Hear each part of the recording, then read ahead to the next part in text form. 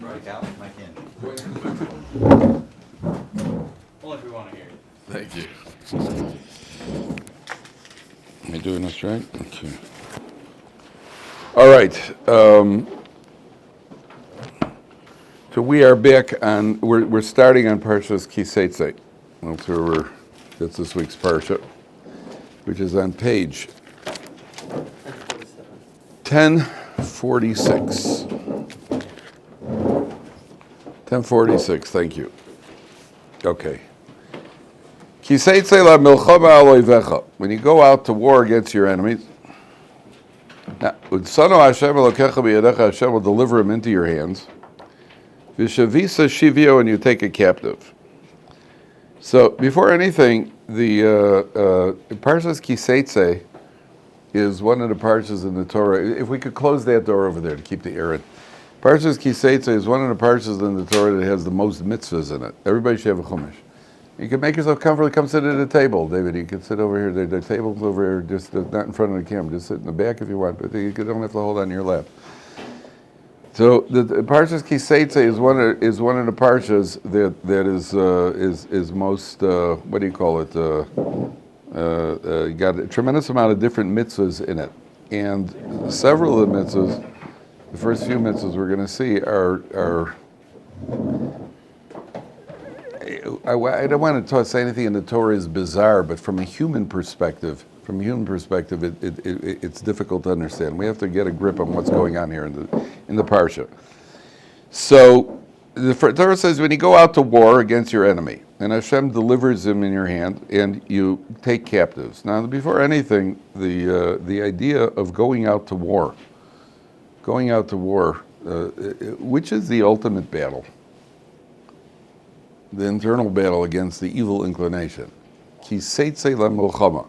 And the Torah is teaching us over here, the first strategy is take the initiative.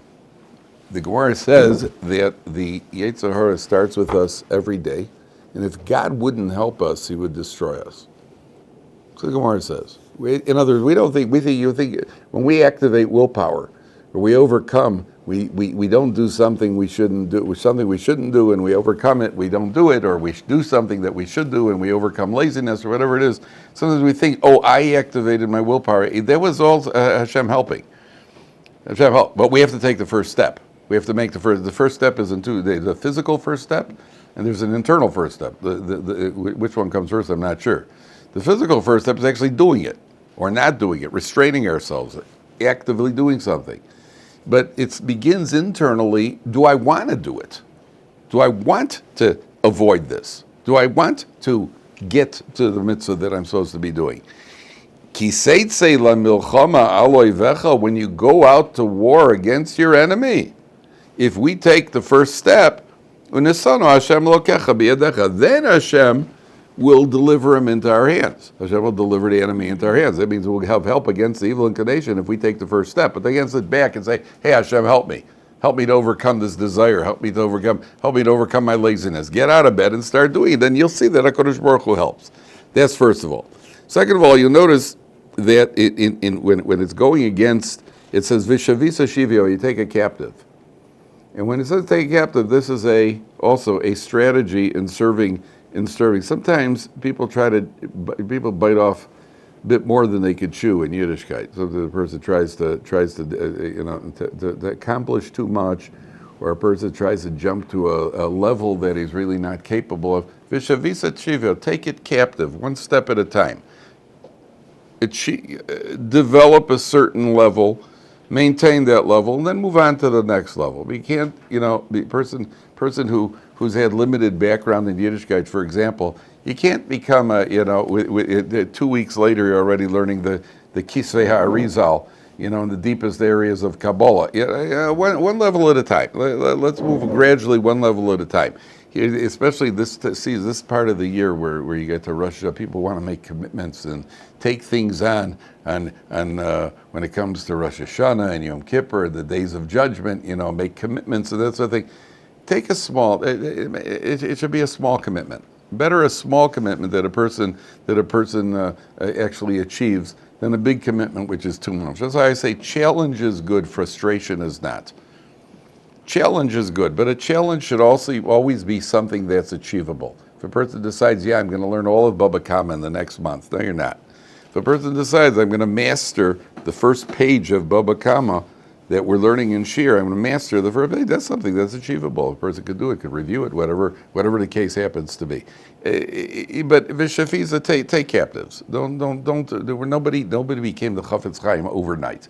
You should know that they had their challenges too, by the way. Chafetz Chaim had his challenges. Nobody in this world got to where Moshe Rabbeinu had challenges. Aaron had challenges. Avram Avinu had challenges. Otherwise, there's nothing to praise them for. If a person is simply good because he's born good and he's always good, so what's the praise? A big deal. So he was born, a llama is also good.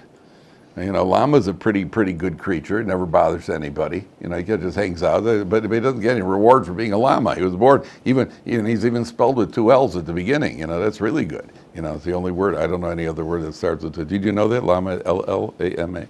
Did you know that? That's a very important fact. Absolutely useless, but it's important. It's probably good if you're playing Scrabble. But a llama, he's good. Okay, but so what? But he was created to be good. A person, we were created to battle. So that's the first battle that we have to go through. Now, if you look at the last letters, I have to look at this inside. Take it on a literal level. When you go to war against your enemies, how do we win the wars, gentlemen? How do we win wars? How do Jews ever win wars? It had nothing to do with numbers. You'll notice it says Ki Teitzei. It doesn't say Ki Teitzei, which is plural. It says Ki Teitzei is the singular. When you go out, singular, you go out to fight the war. So theoretically, after last week's Parshat, where they tell you who doesn't go to war, so who gets sent home? Somebody who recently built a house, somebody who made a vineyard, somebody who got married. Can't fight too many battles at one time. Somebody who one war at a time. Can't have a 2-front war. Somebody who recently got married. Somebody who may have done an avera. You start eliminating people. So who are you left with? They once did. You should know in Europe, they once did the maskilim. The maskilim were the reformers who were always making fun of the Torah faithful. And they once did a skit of the Jewish people going off to war. And they said, okay, you go home and you go home. They started out with a group of people, and they said people started sending everybody away. You go away, you go away, you go away. And then they're left with 2 people, the Chafetz Chaim and Rav Chaim Ozer Grzinski, two tzaddikim. And the truth is, it's not far from that. It's not far from that. That's right. They're the people who went out to war, which is going to create us question on the next part of the Torah. We'll see. But the tzaddikim went out to war. People who were faint of heart, people who were chicken, people who had averas, people who got married, people who built a... So you didn't have that many people. You don't need that many. Ki Teitzei, even if you go out alone, individual. Unesano Hashem Elokecha biyadecha v'shavisa shivyo. And Hashem will deliver and you take a captive. Look at the last letters of the first 5 words in the Parsha. Yud, Ki is a Yud, Teitzei is an Aleph, last letter in each word. Yud, Aleph, Hey, Lamed, Chaf. You see that? Look at the pasuk. Look at the pasuk. Ki Seitzei la milchama al oivecha. Look at the last. Ki, the last letter is a Yud. Seitzei is an Aleph. La milchama is a Hey. Al is a Lamed. Oivecha. That rearranges, those 5 letters rearrange into 2 things. The first thing it rearranges is Elokecha, your God. And you go out to war, what's the hidden part? The part that you don't see, but it's obviously there, is Elokecha, right? Number 1. It also rearranges into the word Ohalecha. Ohalecha. What are Ohalecha? Your tents. Which tents? Matovu Ohalecha Yaakov, we say every day. Which tents is that referring to? The tents of Torah. Yaakov, it says, was an Ish Tam. Remember, the Torah describes him, Yaakov, is an Ish Tam, Yoshev, Oholim. He was sitting in the tents. Which tents was he sitting? It was Rashi say, back in Parshat told us. He was in the tents of Torah, of Shem Ve'ever. So what is it that helps us in war? It's the Torah that's being learned in the tents. So those who want to draft us, they're drafting the Charedim. They want to draft the Charedim. By the way, they don't. They don't want to draft the Haredim because they don't need Haredim in the army. They need more missiles and more computers. They don't need more Haredim in the army. The entire all the noise that you hear is only because it's a political thing, because they don't like Netanyahu. So they pick on the Haredim because they figure that'll throw down the government. That'll break up the government. They don't want it. What, are you going to have Haredim in the army? You know, then you're going to bring in Badat Sechsher for us? You're going to have a mikveh for us? You're going to have a base medrash so we can have a Seder? We'll accommodate you in the army. Oh, yeah? Oh, you don't know what I need to be accommodated with. They said there was one of the guys there was somebody who was once in the army, and there was a Breslover guy in the army. So the Breslover guy, you know, sometimes they solicit money, especially to go to Uman. And they solicit money. This guy was in the army, and he had no respect for rank, he was even in the army, and he'd walk up to a colonel like that. They're driving him nuts. They don't want us in the army. They don't want us in the army. And we don't. What is it that wins the war? What's in the wars is Elokecha, is God, and Ahalacha, the tenets of Torah. That's what wins the wars for the Jewish people. That's the first thing. So if you go out to war against your enemy, Hashem will deliver it, and then Hashem delivers it in our hand, and you take a captive. And here comes the bizarre part, the first bizarre mitzvah. V'ra'isa ba'shivya, you see among the captives, Eshes Yefas Tor, a beautiful female type woman. V'choshakta ba, you desire her, v'lakachta l'chalishi Seitzei, to take her for a wife. Now, what kind of woman are we talking about over here? Not Jewish. She's a captive. And you see her. Now, that's where the trouble begins, by the way. Where does the trouble always begin? V'ra'isa, you saw her. Right? You saw her, right? That's the first. Okay, can't help it. You're at war. But where did you see her? You saw her among the captives. And you decided to take her as a wife. Now, what happens over here? And this is very, very strange. You bring her into your house. The gilcha es rosha, she shaves her head. She's not even Hasidish. The asa says siparneha, and she either grows. According to some, she grows her fingernails that they should look yuchi, or if that looks good, she should cut her fingernails. Different. She does her fingernails. She shaves her head, does her fingernails. Vehesira esimla shivya me'ela. She removes the garments that she was wearing when she went to war. The girls used to dress up fancy in order to entice the men of the enemies. The Yashva B'Beisa, she puts on some sort of shmata. The Yashva B'Beisecha, she sits in your house. She cries, she mourns for her parents for a month. Then you may live with her, and she becomes your wife. And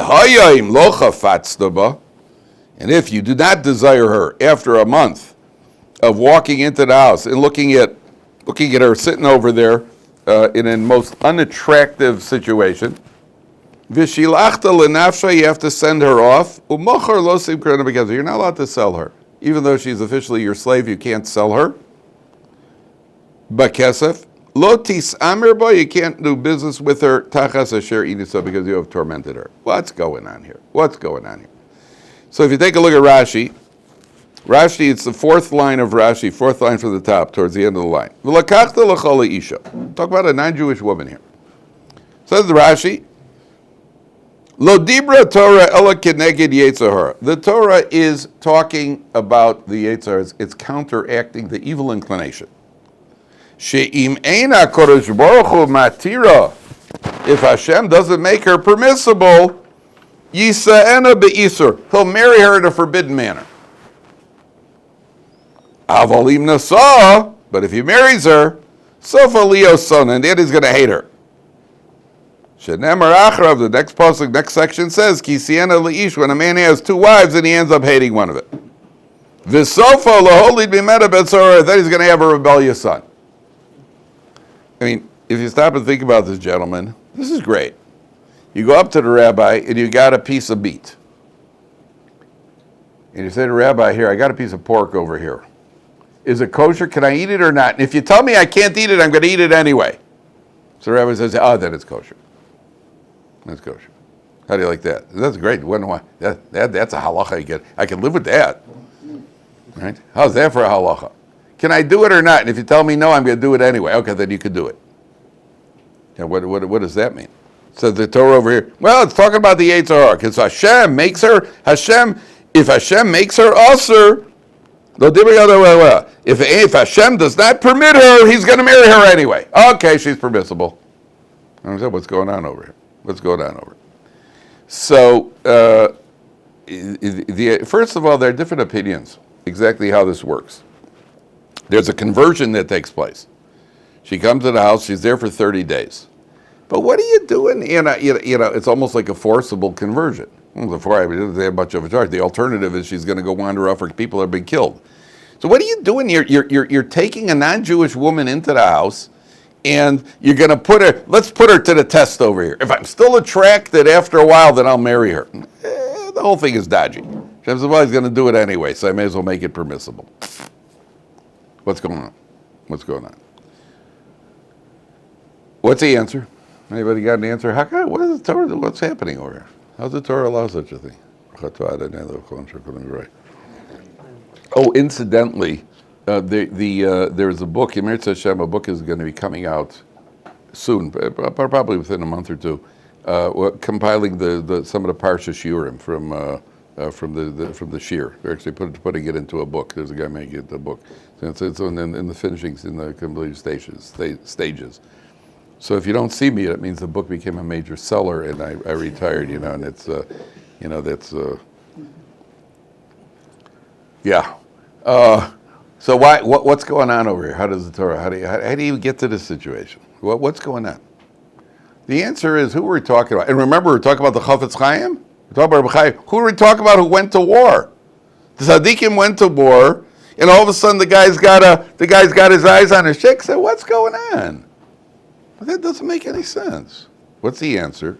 The answer is, that when a person goes to war, a person who goes to war becomes almost a savage. Kill or be killed. A person who goes to war can lose his humanity. Very easily loses any humanity. You're just wanton killing. Last week's Parsha said, when you laid siege to a city, what didn't you do? What don't you do when you lay siege to a city? Don't just wantonly chop down trees. You're killing people. There's a tree. Right, knock down the tree. Also, don't do that. Maintain your control. Even more than that, look later on in the Parsha. Go to Pasuk, page 1054. 1056. And another very, very strange, a very, very, very strange pasuk, but this is going to help answer the question over here before we get to a little bit more esoteric idea here. The Torah says on the top of page 1056, you see that? It says, V'yad tiyelecha michutz lamachane. Now this is talking about, again, the army that goes off to war. The Torah says, "V'yad tiyelecha michutz lamachane." You should have a place outside the camp. V'yatzasa sham machutz, and you'll go out when you have to relieve yourself. Leave the encampment. You're at a military encampment. Leave the military encampment and go out. V'yasei tiyelecha al azinecha. Among your equipment, you should have a shovel. V'haya b'shivtecha chutz. When you go out to relieve yourself, v'chafarta ba, dig with the shovel. V'shavta v'chisisa es tzeyasecha. And then you should cover up what you've done. Be considerate for the next customer. Ever see that sign in the bathroom on airplanes? You're the same guy who just cut the line, took someone else's seat, pushed past the flight attendant. But when you go to the bathroom, be considerate, clean up, be considerate. All of a sudden, we're worried about being considerate. All of a sudden, you're considerate. Be considerate for the next customer. Here you are. You're at a military formation, and the Torah says, oh, by the way, there's a special piece of equipment. You have a handheld rocket launcher, grenades, a machine gun, an infrared light in order to see at night, and a shovel to cover the poopy. Isn't that? Because I wonder how many of the guys in the Ukrainian army are carrying around a shovel with them out in the field. I wonder how many guys in the Russian army are carrying around a shovel with them. In the Torah, you go out to war, you got to have a shovel. Why? To be considerate for the next guy. What's going on? What's going on? What's going on? That's what I'm thinking about at the time of war? Yeah, I'd hate to have the enemies be inconvenienced, in the outhouse. What's going on? Keeping the world clean. Keeping the world clean, davening. Davening in the camp, you go outside. You're right. It does affect davening, but it's more than that. You see, what happens is a person who goes out to war can become a savage. The Torah says there's one thing that you're going to have to do to remind you of your humanity. There's one hope. You're capable of taking a shovel, and when you go out there, remind yourself you're not a dog, you're not an aardvark, 2 A's, you're not an aardvark, like a llama, right? You're not an aardvark, and you're not a dog, and you're not a giraffe. Go out there and cover it up for your benefit, because it's going to remind you that you're a human being. It reminds you you're not a savage, you're a human being. That means the Torah said, but come on, yeah, you're capable. You could do it. What about this woman? That you're not capable. The Torah says, listen, God created a man, knows what the limitation is of what I could demand from you. I could hope for it, but what can I demand from you? I cannot demand. Take a 3-year-old. They always ask about free choice. How could God know what we're going to do, yet we have free choice? Right, the famous question the Rambam asks. How could he know? God knows, then do we have free choice or we don't have free choice? Gentlemen, it's very simple. Take a 4-year-old child and hold, they have these big colorful lollipops that you could buy in the airport that got every color of the rainbow and they're this big. And ask a 4-year-old, do you want this lollipop? I'm not Hashem. I could exactly tell you what he's going to do with his free choice. How do you like that? There isn't a 4-year-old on the planet who is not going to walk towards that lollipop. So we're just 4-year-olds, and Hashem holds lollipops all the time. Now, do you have free choice? Yeah, I have free choice. Where can I demand it from you? I could demand it by a shovel. I can't demand it by this woman. You're at war. You're in a heightened state where your free choice, your self-control has been affected. I recommend not. I'm telling you, it's not a good idea. You may be sorry, but at the end of the day, I can't demand it. And therefore, the Torah is telling you over here, Lo dibra Torah l'keneged Yetzer Hara. That means Hashem is talking about, he knows the level of Yetzer Hara, what we can do, what we can't do. By the way, there's a medrash that there was a man, Shlomo HaMelech knew how to, no, not you. Shlomo HaMelech, you're a king in your home alone. Shlomo HaMelech knew how to speak he knew the language of the animals. And I don't remember all the details of the measures. There's a certain man who said he wants to learn the language of the animals. And Shlomo HaMelech said that it's not a good idea. The man said, no, I want to learn the language of the animals. He says, I'm telling you, it's not a good idea. He said, I want to. He said, okay, I'll do it if you want to. And he taught him the language of the animals. So the guy was walking and he heard 2 animals were talking to each other. One of them said that this guy, his cattle is going to die within 30 days. So the guy got a tip from the animals. So he went and he found somebody and he sold them his cattle. And Reuven found out his own cattle's going to die in 30 days. So he finds Shimon and he says, hey, Shimon, I'll give you a deal on my cattle. So he sells him the cattle. And sure enough, the cattle died within 30 days. But Reuven got away with the money. Okay, then the next day he's walking. And here's 2 animals are talking. Reuven's house is going to collapse within the next 30 days. So Reuven gets out of the house, finds Shimon. He says to Shimon, here, I'll sell you my house. I got a good deal on the house. Real estate's down, sells him the house, and sure enough, Shimon gets in the house, and within 30 days, the house collapsed. The 3rd day, he's walking, and here's 2 animals talking. One of them says to the other, Reuven is going to die within 30 days. So Reuven's like, whoa. And he runs back to Shlomo HaMelech. He says, what do I do now? Shlomo says, I told you it wasn't a good idea. Mm-hmm. You understood what the animal said. If your cows would have died, that would have been an atonement for you. If your house would have collapsed, that would have been an atonement for you. You weren't willing to take those atonements? There's no atonement left. Now it's got to be you. So sometimes somebody gives you advice. I'm giving you good advice over here. I'm telling you, this is not a good idea. Torah says it's not a good idea. What's going to happen if you do marry her? You're going to end up hating her, and then you're going to end up from her having a son who's going to become a Ben Sora, who's going to be a wayward son.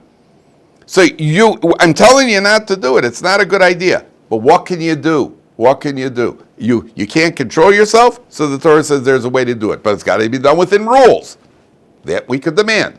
Take her home, shaves herself bald. According to some, it's in order because she's going to immerse in a mikveh, so there shouldn't be a chatzitza in the mikveh. There shouldn't be something that invalidates the tevilah. She changes her clothing to learn to be tznius like Jewish girls. And she makes herself unattractive. The whole point here is that the guy should find her unattractive.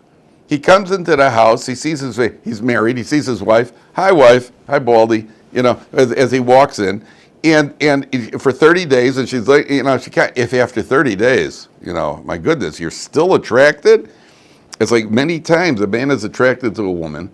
Anytime you see a girl, you're attracted to her. Then she ruins everything by opening her mouth. But at a certain point, the guy sees her, and he's attracted. Now, at a deeper level, the Orach Chaim HaKadosh says something off the charts.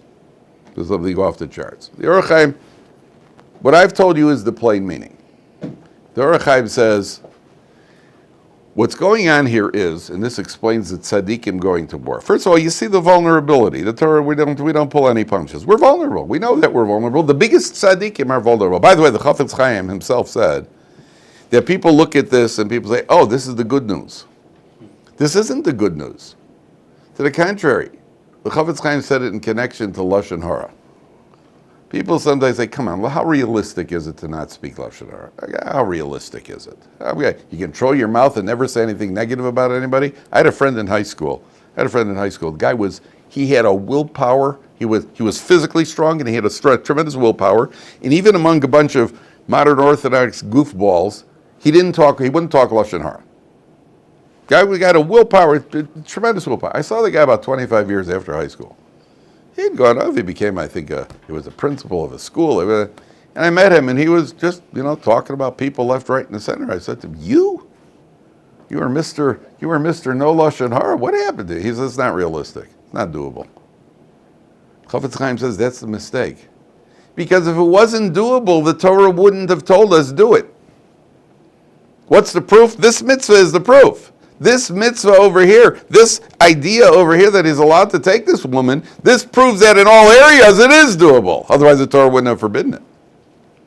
So a person can't say, oh, shellfish. It's not doable. It's doable. It's doable. Otherwise the Torah wouldn't have forbidden it. And therefore the guy, and somebody, by the way, why does he want to marry her? If after 30 days, why does he want to marry her? Why would a guy want to marry a woman after 30 days who he's seen at her absolute worst? Sometimes it's the forbidden waters, the ma'im genuvim im taku. Sometimes it's the stolen waters are sweet. The stolen waters, I told you, you will never eat a delectable food. There will never be food that tastes as good as the potato chips that you used to eat during class when you weren't supposed to be eating.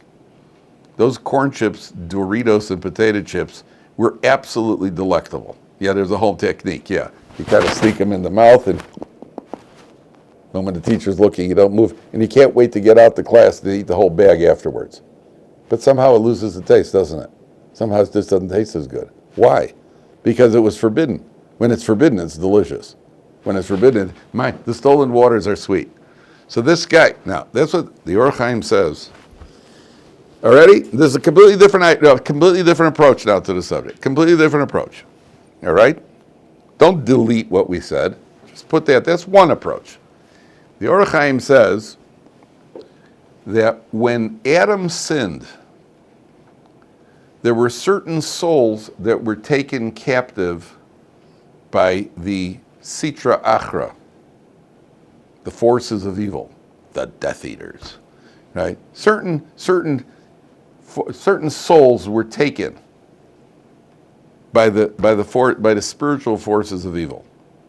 The name of that soul, those souls are called Yefas Toar, beautiful woman. Yefas Toar, that's the name, it's a description of a soul. And those are the souls that eventually will convert and rejoin the Jewish people. The problem is that these souls, it doesn't mean they're the only souls that are going to convert. But those souls are going to eventually convert and rejoin the Jewish people. The problem is that those souls are hidden in the bodies of various people. Among others, there are non-Jewish women. And therefore, this tzaddik goes to war, and he sees her, and because he's a tzaddik, remember we said that's who's going to war, he recognizes that this woman has the soul of a Yeshivat Ohr. What's the problem? She's also got the body of a Yeshivat Ohr. Now, what are you attracted to? It's like the young lady who's, she's very average in all ways. She happens to be the single daughter of a 91-year-old billionaire who's on a respirator. But it's her personality that I like. Oh, yeah? Oh, yeah? Let's see what happens to her personality. Let's see what happens to her personality if all of a sudden her father loses all his money. Yeah. So what are you tripped? So then you have to put him to the test. If he puts her through the test of physical unattractiveness and still desires to marry her, that's a sign that she's a Yeshivat Ohr who's to be brought into the Jewish people. That's what the Ohr Chaim says. Difficult to understand the Ohr Chaim in light of the fact that the Torah then says that he's going to end up hating her. So it could be that the Ohr Chaim means that if you marry her for the wrong reason, that's when you'll end up hating her. Whereas if you marry her for the right reasons, not necessarily, he's going to have to hate her. But that's what the Torah says. That's what happens with the Yeshivat Ohr. Now, if you take a look, any questions on that? Again, it's very, very difficult to understand. Very difficult, but you see that there's a pasuk in the Torah. Any questions on that? Okay. Take a look at the next section. Ki siena leish shtei noshim, ha'achas ha'ahuva v'achas snua. When a man has two wives, one who is hated and one is loved and beloved, and one is hated. It's right in the middle of the page. Right in the middle of the page. Pasuk Tesvav. Right in the middle, smack in the middle of the page. V'yoldu lo banim ha'ahuva v'asnua. The beloved one and the hated one bear him children. V'hoya beina bechor lasnia. The firstborn, page 1046, right in the middle of the page. 1046, right where we were. So a man has two wives. One of them is his regular wife, and one of them is this what do you call it? This Yeshivat Ohr. And he ends up hating one of them, which is going to be this Yeshivat Ohr, because it was all superficial anyway. And the very superficial, the attraction wears off, and all you're left with is the person. Which is the way it is in life. The superficial, eventually the person comes through. And the attraction, the infatuation that the Western world gets married based on, as somebody once said, if people wouldn't get divorced for such trivial reasons, if they didn't have gotten married for such trivial reasons. So you got why did they get married? You met at a nightclub, that was not really based on some sort of deep relationship. So if it's a superficial relationship, then eventually he's going to hate her, because that wears off. Now what are you left with? There's nothing there. There were no mutual goals. There was no sort of, she was a Bas Yisrael who's a chesed person. So there was nothing there. Now the guy's frustrated because the firstborn son, is always, he gets the double portion and everything else. And who is he born from? He's born dafka from the wife that he hates. And the commentaries say there's a tremendous lesson over here. There's a certain point, there's a certain I told you so. There's a certain level of, I told you so. The Torah says it's not good for you.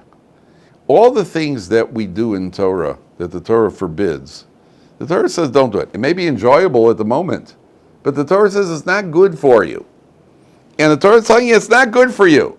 And now what's going to happen? You're going to do it anyway, and now you're going to live forever with the aggravation that the oldest son came from the hated wife. So the Torah says you've got a limit. When he bequeaths his inheritance to his children, you cannot put the younger son ahead of the older son. He's the firstborn, even though from two wives, he gets the double portion.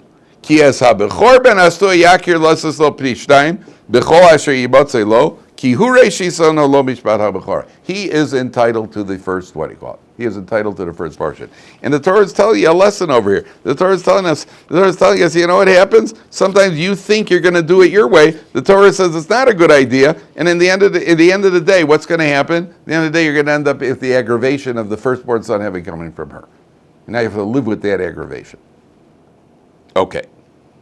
Next bizarre bits. Yeah, please, Tuvia. Doesn't this kind of play out with Yaakov's situation with the wife, first wife, second, all the wives, and then the sons, and then with his sons also, Yaakov taking all of them.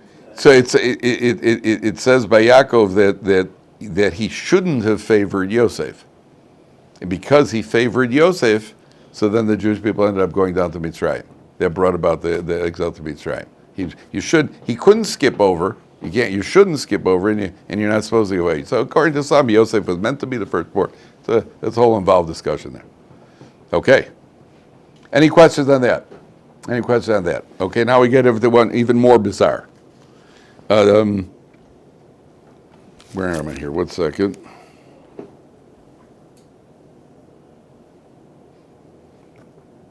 Oh yeah, take a look. Sorry, I skipped one point. Take a look at the first Rashi on the page. Take a look at the first Rashi. Ki Teitzei la milchama al oivechu, and you go to war against your enemies. Now take a look at the first Rashi. Ki Teitzei la milchama b'milchemes rishus ha'tkapasu b'daber. It's talking about milchemes harishus. There were two types of wars the Jewish people fought. Milchemes mitzvah, where they're commanded to fight. For example, wiping out Amalek and destroying the 7 nations in Eretz Yisrael. There's also something called milchemes rishus. If the king decided he wanted to expand the borders of Israel, so then he could go and invade in Syria or the occupied East Bank or wherever it is that he goes, the king has got the right to, that's called milchemes harishus. Milchemes harishus means it's a permissible battle. You don't have to go to a war. The war in Eretz Yisrael to wipe out the nations, the 7 nations in Eretz Yisrael, that was a milchemes mitzvah. That the Jewish people had to do, and they couldn't take any captives. This mitzvah, this concept of the Yeshivat Ohr only applies by what's called milchemes rishus. Okay? What's that? Optional war. So one of the Hasidic masters says, remember we're talking about the battle against the evil inclination. It says the battle against the evil inclination is b'milchemes harishus. What's milchemes harishus? Milchemes harishus means optional areas of life. In other words, where something's forbidden, it's generally not such a battle for us. Nobody here is going to eat pork. It's not even no matter how hungry you are, we're just not going to eat pork. But what if they put something down with something that I really enjoy? Like there's a lemon meringue pie. And the Torah says you take captives. Most of the time when I eat the lemon meringue pie, I take no captives. Right? So what happened over here? There's a milchemes harishus. That means that there are areas of life it's permissible. I'm allowed to indulge. I'm allowed to enjoy. There's a line between enjoying and indulging. Right? There's a very fine line. Did you eat cholent on Shabbos? That was a mitzvah. You did a mitzvah. Did you have cholent? It was a mitzvah. Did you have a second helping of cholent? I did. That was also part of the mitzvah. Did you have a fourth? That might not have been part of the mitzvah. That might have been going over. By the way, Glen Morangi goes very well with cholent. I didn't know that. Huh? Oh yeah. Yeah. I didn't know. Yeah, it's very fairly smooth. I didn't know that. It's fairly smooth. Yeah. It's actually high up on the list now. Not that I'm a big. I haven't done that in a while. No, I don't have any. But what I had this Glen Morangi. It was actually pretty good. Glenfiddich Caribbean cask. It's not expensive. It's very good. Glenfiddich It's Caribbean cask. It's not Caribbean cask. I'll have to remember that. So, yeah, what does it mean? Milchemes harishus means that the real test for us is in the areas that are permissible. That's where we have to fight the battle. We're not going to, if we control ourselves in areas that are permissible, we're certainly going to control ourselves in areas that are forbidden. We're not going to stumble in areas forbidden if we control ourselves in areas that are permissible. One of the interesting things, if you stop and think about it, do you know that in Torah, we're not allowed to talk bad about people. Not only we're not talking bad, but we're not even supposed to think bad about people. We're supposed to give people the benefit of the doubt. Imagine somebody who's working on thinking good about people. What's the likelihood you're going to get to the point you're actually going to hit somebody? I won't even think bad about that. I won't talk bad about this guy. So I'm certainly not going to hit the guy. You know, there's a built-in safeguard in the Torah that if we control ourselves in areas that are permissible, so we're certainly going to control ourselves in areas. That's the Milchemes HaReshus. Do you ever hear of a monster burger? There's something called the guys from the other yeshiva told me. There's a certain restaurant in the United States that serves a monster burger. It's one of these also $20 or $30 all you can eat type of thing. You know, and then one of the things you can is it what for all you can eat? Yeah. So this right. Then the old days it was $20 all you can eat. It must be about $50 nowadays. That concept of $50 all you can eat is exactly what the Torah is talking about over here, right? Starve myself for 3 days, fast for 3 days. So I can really gouge it down. I like a burger as much as the next guy. So I'm not going to eat a monster burger. I'm not a monster. You know, I have my flaws, but I'm not a monster. I'm not going to eat a monster burger. That's what the Torah is talking about. Okay, next one, very quickly. All right, we're almost out of time. Ki ish ben sorer umoreh. When a man has a wayward son. Oh, by the way, yefas, the word yefas, that second line from the top. Yefas is rearranges to the letters Yefas, rearranges to the letter of Peti. Peti, Pei Tuf Yud. Peti means a fool. Right? Peti means a fool. And there was one other that the guy is behaving foolishly, and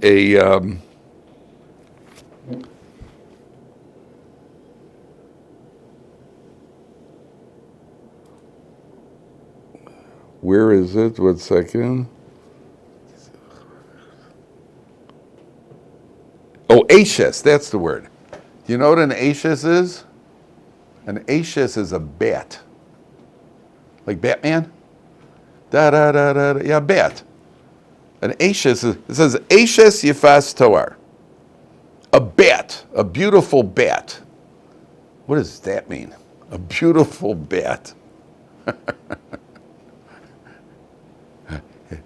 Bats, some animals you look at it like, oh, that's a beautiful animal. I don't think anybody ever looked at a hippopotamus and said, oh, gorgeous.